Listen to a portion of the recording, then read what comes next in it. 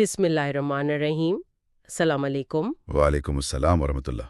आज हम सूरतुल बकरा की कुछ आयात यानी 153 से 163 तक इन पर बातचीत करेंगे। जी, ये आयात सब्र, तवक्कुल, आजमाइश और तौहीद जैसे अहम मौज़ूआत को समेटती हैं। बिल्कुल, उन्मान भी यही है, अल बकरा, सब्र, तौबा और तौहीद का पैगाम। जी तो मकसद यही है कि इन आयात में जो गहराई है, जो रहनुमाई है, उसे समझने की कोशिश करें। जी हाँ, कोशिश करते हैं। तो आयत 153 से ही शुरू करते हैं। ए ईमान वालो, सब्र और नमाज से मदद हासिल करो। बेशक अल्लाह सब्र करने वालों के साथ है। जी, ये हिदायत तो बहुत वाज़ेह है, लेकिन अमली ज़िंदगी में मुश्किल वक्त में सब्र करना और फिर नमाज पर तवज्जो मरकूज़ करना, ये खुद बड़ा चैलेंज हो सकता है। सही कहा। असल में ये आयत एक तरह से हमें एक रूहानी सहारा, एक तरीका बता रही है। देखिए, सब्र का मतलब सिर्फ बर्दाश्त करना नहीं, बल्कि साबित कदम रहना है, हिम्मत न हारना। और नमाज? और नमाज अल्लाह से बराह रास्त राब्ता है।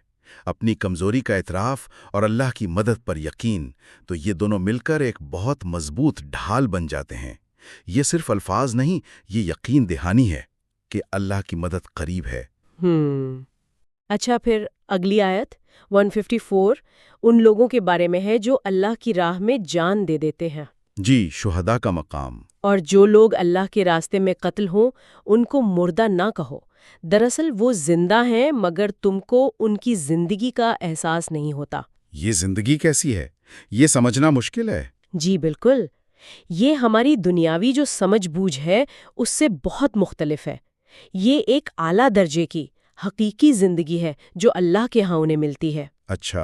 शायद उसका एक मतलब ये भी हो कि उनकी कुर्बानी रायगा नहीं जाती, उनका असर, उनकी मिसाल वो हमेशा बाकी रहती है। सही, गोया वो नजरियाती तौर पर जिंदा हैं। जी, और अल्लाह के यहाँ तो वो यकीनन एक खास हयात में है। फिर आयात 155 से 157 ये जिंदगी की हकीकत की तरफ आती हैं। आजमाइशें, खौफ, भूख, माल, जान, फलों में कमी, ये तो सबको पेश आता है। बिल्कुल, ये जिंदगी का हिस्सा है। और फिर फरमाया कि जब मुसीबत आए तो कहो इन्ना लिल्लाहि व इन्ना इलैहि राजिऊन, यानी हम सब अल्लाह के हैं और हमको अल्लाह ही की तरफ लौट कर जाना है। जी। हम अक्सर ये अल्फाज सुनते हैं, लोग कहते भी हैं, लेकिन इस कहने के पीछे जो गहरी सोच है वो क्या है? देखें, ये सिर्फ एक जुमला नहीं है, ये एक पूरा रवैया है, एक पर्सपेक्टिव है।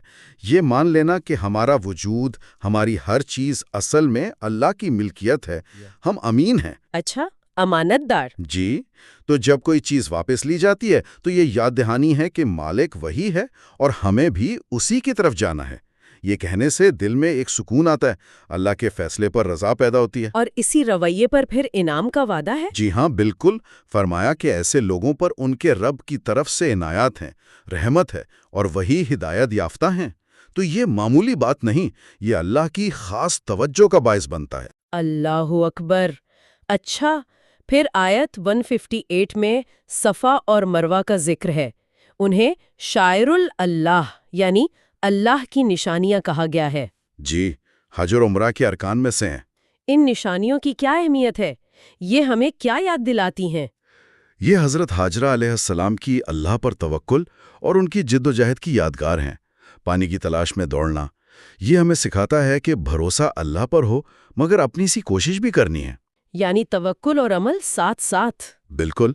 और फिर आयत में अल्लाह के नाम आए हैं, शाकिर और अलीम, यानी अल्लाह कदरदान है, हर छोटी बड़ी नेकी को जानता है और उसकी कदर करता है। सुभान अल्लाह। अच्छा, जहां नेकी की कदर है, वहीं आयत 159 से आगे हक बात को छुपाने पर बहुत सख्त वईद है। जी, ये बहुत संगीन मामला है। अल्लाह की नाजिल करदा रोशन दलीलों और हिदायत को छुपाना। फरमाया कि ऐसे लोगों पर अल्लाह की लानत है और तमाम लानत करने वालों की भी। जी, इससे इल्म की अमानतदारी का अंदाजा होता है। खास तौर पर दीनी इल्म को दूसरों तक पहुंचाना एक जिम्मेदारी है। अल्लाह की रहमत बहुत वसी है। अत-तव्वाब, अर्रहीम, वो तौबा कबूल करने वाला, रहम करने वाला है। लेकिन तौबा की शराइत हैं, सच्ची नदामत हो, अपनी इस्लाह की जाए और जो हक छुपाया था उसे लोगों के सामने वाज़ेह किया जाए। मतलब सिर्फ माफी मांगना नहीं, अमली कदम उठाना भी जरूरी है। जी हाँ, और उसके मुकाबले में जो लोग कुफर की हालत में मर गए, ان کے لیے پھر دائمی عذاب اور لعنت کا ذکر ہے، کوئی رعایت نہیں۔ تو ایمان اور کفر کا انجام بالکل واضح کر دیا گیا۔ جی، اور یہ ساری بحث صبر، شکر، آزمائش، علم کی ذمہ داری، توبہ، یہ سب آخر میں آیت 163 میں جیسے سمٹ جاتی ہے۔ اور تمہارا خدا ایک ہی خدا ہے۔ اس کے سوا کوئی خدا نہیں جو سب پر مہربان، بہت مہربان ہے۔ لا الہ الا ہو الرحمن الرحیم۔ یہ آیت، توحید کا یہ اعلان، ان پچھلی تمام باتوں کی بنیاد کیسے ہے؟ دیکھیے، یہی تو اصل مرکز ہے۔ جب یہ یقین ہو کہ ایک ہی اللہ ہے، وہی خالق، مالک، رازق ہے، وہی رحمان، وہی رحیم ہے، تو پھر مدد بھی اسی سے مانگی جائے گی، صبر بھی اسی کے لیے ہوگا۔ بالکل، آزمائش آئے گی تو اسی کی طرف رجوع ہوگا، اسی کی نشانیوں کی تعظیم ہوگی، اسی کے حکم کو پھیلانے کی فکر ہوگی، اور گناہ ہو جائے تو اسی سے معافی کی امید ہوگی۔ سارا دن اسی ایک نقطے کے گرد گھومتا ہے۔ صحیح۔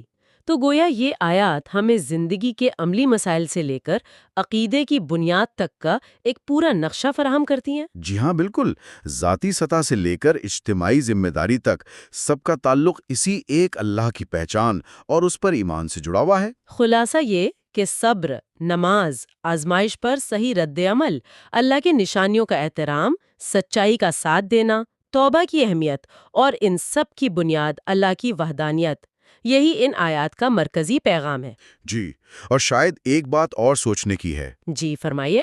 ہم نے صبر کا ذکر زیادہ تر مشکلات برداشت کرنے کے حوالے سے کیا، لیکن کیا حق بات جاننے کے بعد اسے بیان کرنے اور اس پر قائم رہنے کے لیے بھی صبر درکار نہیں؟ بہت اہم نقطہ ہے، یعنی حق گوئی کا صبر۔ جی، بعض اوقات یہ صبر مشکلات برداشت کرنے والے صبر سے بھی زیادہ مشکل ہو سکتا ہے۔ لوگوں کی مخالفت، تانے، ان سب کے سامنے حق پر ڈٹے رہنا، شاید یہ بھی صبر کی ایک اعلیٰ قسم ہے۔ بالکل، اس پر غور کرنا چاہیے۔ جزاک اللہ خیر، آپ نے بہت اچھی انداز میں وضاحت کی۔ اللہ ہمیں عمل کی توفیق دے۔ آمین۔ تو سامعین، امید ہے آج کی گفتگو آپ کے لیے مفید رہی ہوگی۔ جی، انشاءاللہ اگلی نشست میں مزید گفتگو ہوگی۔ انشاءاللہ، تب تک کے لیے اجازت۔ اللہ حافظ۔ اللہ حافظ۔